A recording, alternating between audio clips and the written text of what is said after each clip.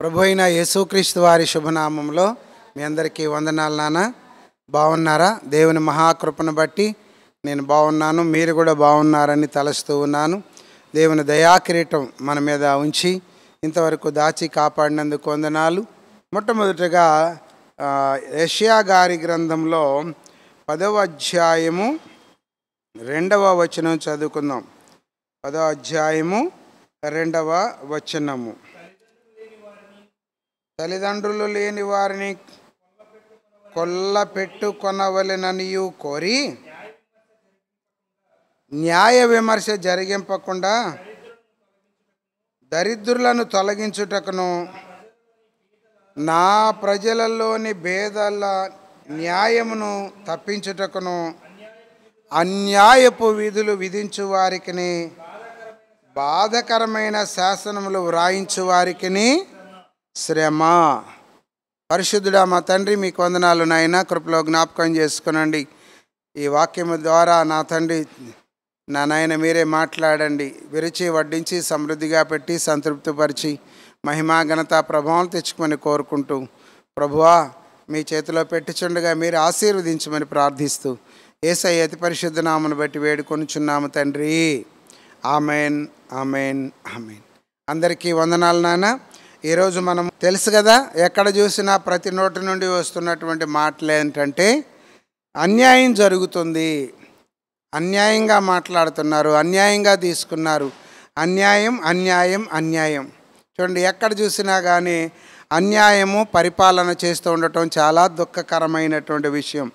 చూడండి ప్రియమైనటువంటి దేవుని బిడ్డలారా, నిర్గమకాండము 23వ అధ్యాయంలో 1వ వచనం ఒకసారి చదువుకుందాం.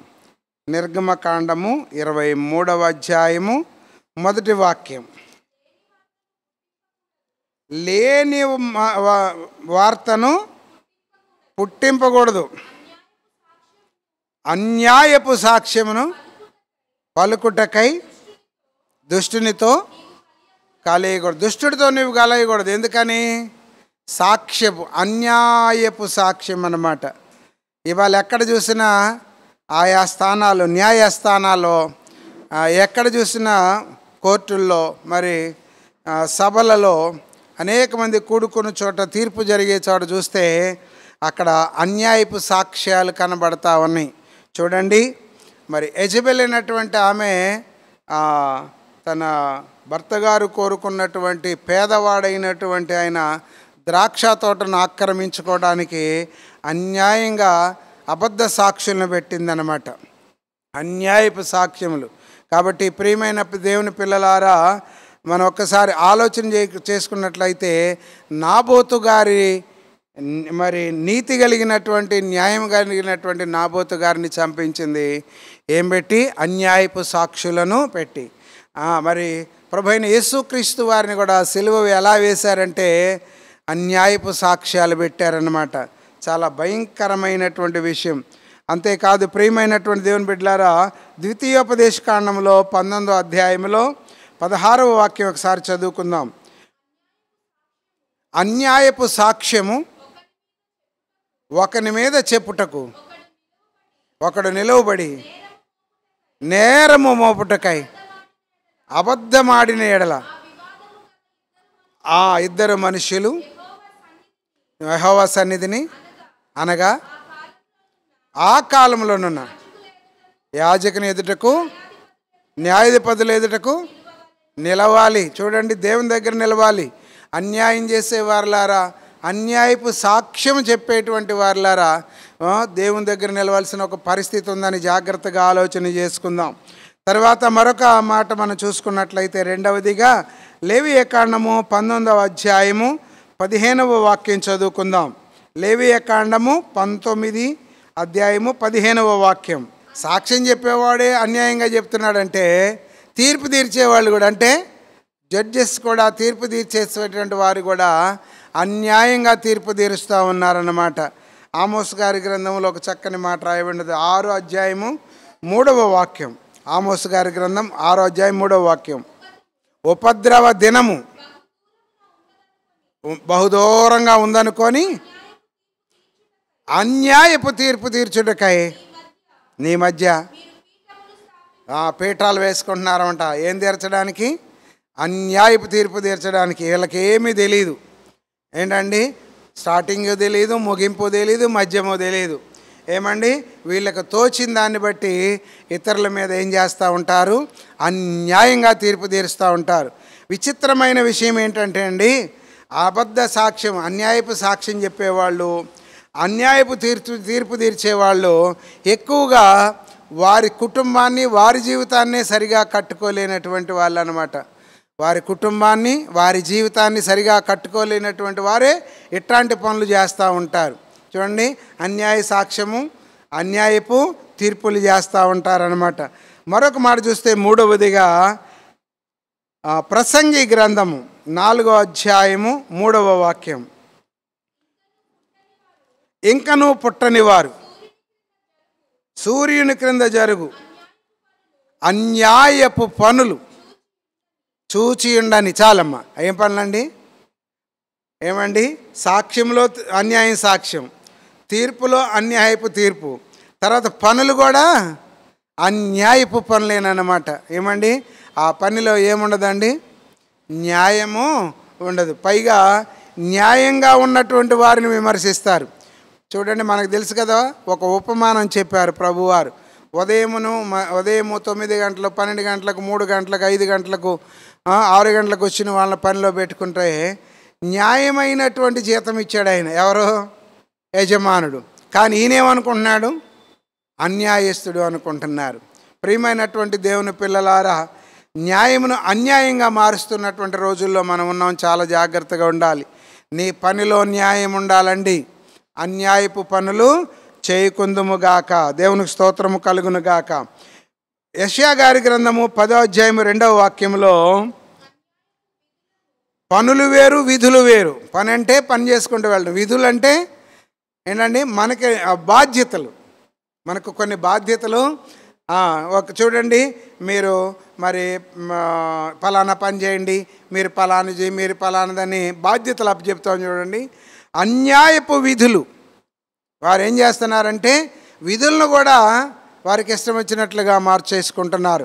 ఉదాహరణకు చూడండి, డ్రైవర్ గారికి ఒక విధి, డ్రైవర్ గారి పని డ్రైవర్ గారు చేయాలి, కండక్టర్ గారి పని కండక్టర్ గారు చేయాలి. చూడండి, వ్యాపారస్తుడు వ్యాపారం పని చేయాలి, అంతే కదా. గాడిద పని గాడిద చేయాలి, గుర్రం పని గుర్రం చేయాలి, కుక్క పని కుక్క చేయాలి, అంతే కదా. చూడండి, ఎవరికి అప్పగించబడిన విధులను, పనులు వేరు, వారికి నిర్ణయించినటువంటి డ్యూటీస్ అంటారు. వీటిని ఏమంటారు? డ్యూటీస్, విధులు అన్నమాట. వారి పనులు, దానిలో కూడా అన్యాయం అన్నమాట. దానిలో కూడా అన్యాయంగా చేస్తున్నారు. తర్వాత మనం చూస్తే ఇది సాక్ష్యములో అన్యాయం, తీర్పులో అన్యాయం, పనులో అన్యాయం, డ్యూటీల్లో కూడా విధించిన విధిలో కూడా అన్యాయం చేసేటువంటి పరిస్థితి అనుకుంటే, చూడండి, హోషేయ గారి గ్రంథంలో 12వ అధ్యాయము 7వ వాక్యం ఒకసారి చదవండి. ఎఫ్రాయిము వారు కనానీయుల వర్తకుల వంటి వారై అన్యాయపు త్రాసు, అంటే తూసే దానిలో కూడా ఏమంటండి, ఇక మనకి ఇది మామూలుగా లేదు. కాళేశ్వరం మార్కెట్ దగ్గరికి కనుక వెళ్ళినట్లయితే ఏమండి, వారు ఇచ్చిన రేటుకు కనుక మనం కొనకపోయినట్లయితే, మనం అడిగిన రేటుకు వాళ్ళు ఇచ్చారు అంటే ఖచ్చితంగా ఏం దొరుకుతుంది అక్కడ? తూకంలో తేడా దొరికినట్టే. అర్థమైందా? మనం అడిగిన రేటును బట్టి తూకం ఇచ్చేస్తారన్నమాట. ఇప్పుడు మోసగించింది ఎవరు? మోసపోయింది ఎవరు? మోసగించింది ఎవరు? మోసపోయింది ఎవరు? చూసారా? చూడండి, కనుక ఉన్న రేటు కంటే తక్కువ రేటు అడగడం మనం అన్యాయమే, అవునా కాదా? మనం అన్యాయమే. చూడండి, ఆ రేటుకి మించి రాదు అని ఇలా రేటు ఉందని చెప్పకపోవడం అతనిది కూడా అన్యాయమే అయిపోతుంది. కనుక ప్రియమైనటువంటి దేవుని పిల్లలారా, అన్యాయపు త్రాసులు, అన్యాయపు తూకాలన్నమాట. చాలా జాగ్రత్తగా ఉండండి. కాబట్టి ప్రియమైన పిల్లలారా, అన్యాయపు సంపాదన కూడా ఏం చేస్తున్నారు? లూకా గారి సువార్త 16వ అధ్యాయము 9 నుండి 11 వరకు చదివితే అన్యాయపు సిరి ఏంటది? అన్యాయంగా సంపాదించుకుంటున్నారు సంపాదన. లూకా గారి సువార్త 16వ అధ్యాయం 9 నుండి 11 చదవద్దులేండి. చూడండి, అక్కడ ఏంటండి? అన్యాయపు సిరి సంపదలు. చూడండి, 19వ అధ్యాయం లూకా గారి సువార్తలో 19:8 ఒకసారి చదువునానా. నిలువబడి ఇదిగో ప్రభువా సగం పేదలకు ఇస్తున్నాను. పశ్చాత్తాపం వచ్చిన తర్వాత అంటున్నాడు, నేను అన్యాయముగా సంపాదించిన అన్యాయముగా దేనినైనా తీసుకొని ఉంటే 4 గంటలు చెల్లిస్తాను. ఎంత దేవుని స్తోత్రము కలుగును గాక. ఇలాంటి పశ్చాత్తాపడిన జక్కయ్యలు సంఘములలోనూ సమాజములలో ఉందురుగాక. పాత జక్కయ్య కాదు, పశ్చాత్తాపడిన జక్కయ్యలు ఉందురుగాక. చూడండి, చాలామంది పేర్లు క్రైస్తవ పేర్లే పెట్టుకుంటారు, కానీ ఏ మాత్రం కూడా న్యాయం లేకుండా ప్రవర్తిస్తారు. చూడండి, చాలామంది చాలా ఆఫీసుల్లో అధికారులు చూడండి, ఎంఆర్ఓ ఆఫీసుల్లో ఎంఆర్ఓ గారు, విఆర్ఓ గారు, అలాగనే అనేక మంది మరి గొప్ప గొప్ప హోదాలో ఉన్నటువంటి వారు, అందరని నేను చెప్పట్లేదండి, న్యాయంగా పనిచేసేవారు ఉన్నారు. మన సంఘంలో కూడా మంచి అధికారులు ఉన్నారు. దేవుని స్తోత్రము కలుగును గాక.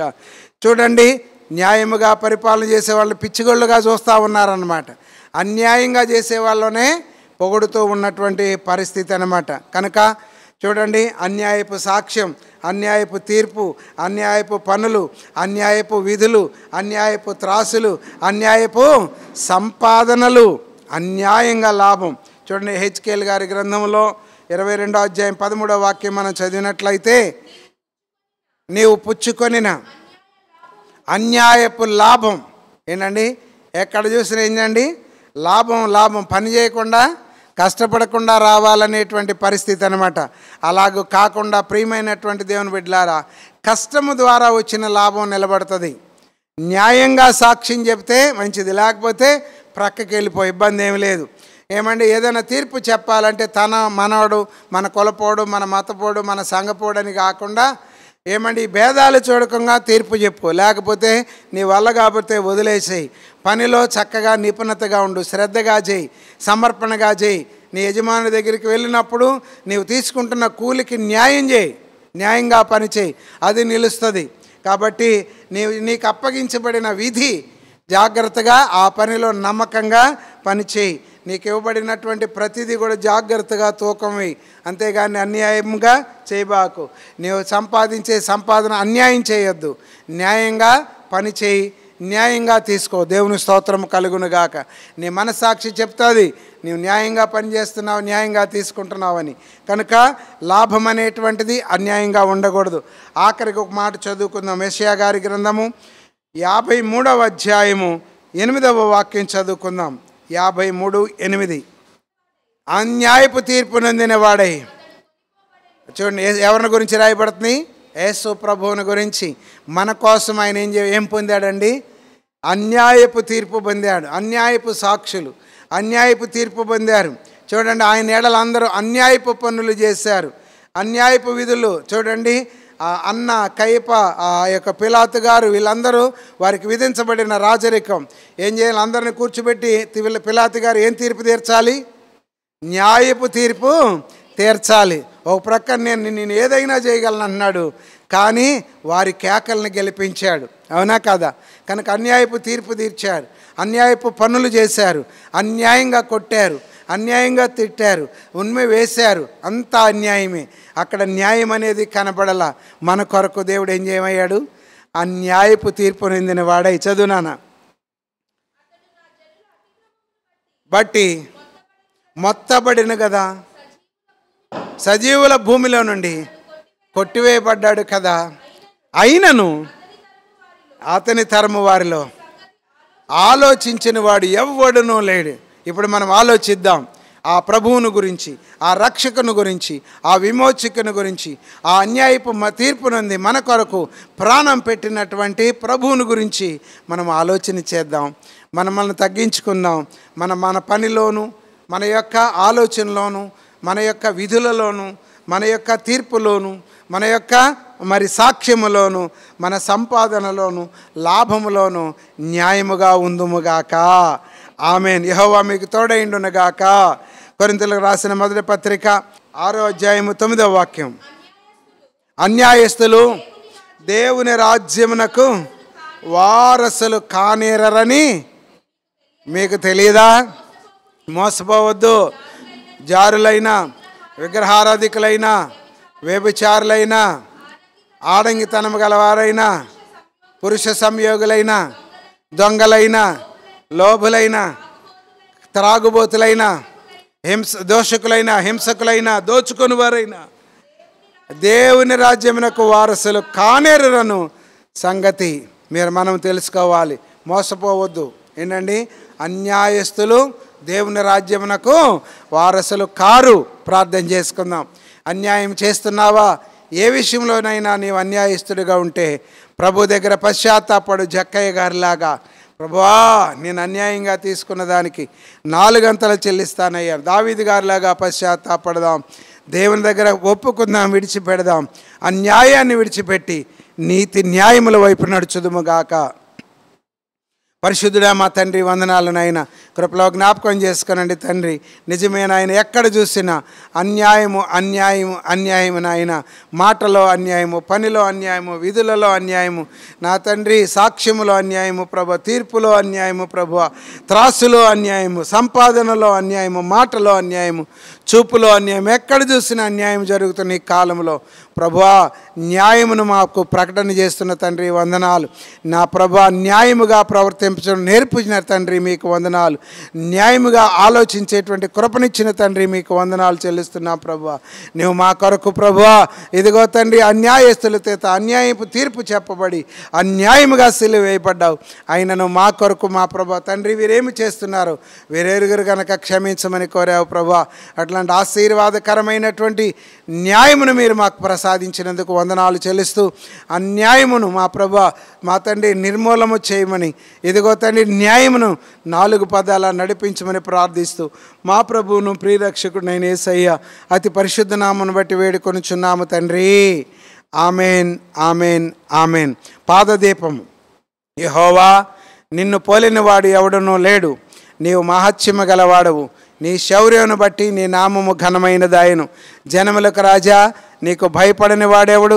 జనముల జ్ఞానులందరిలోను వారి రాజ్యములన్నింటిలోను నీ వంటి వాడు ఎవడనో లేడు గనుక నరులు నీకు భయపడుట అనుగుణ్యము. Amen, amen, amen. అందరికీ వందనాలు. మీకు శుభమగుగాక. యెహోవా మీకు తోడైండునుగాక. యెహోవా మిమ్మల్ని ఆశీర్వదించునుగాక. Amen, amen.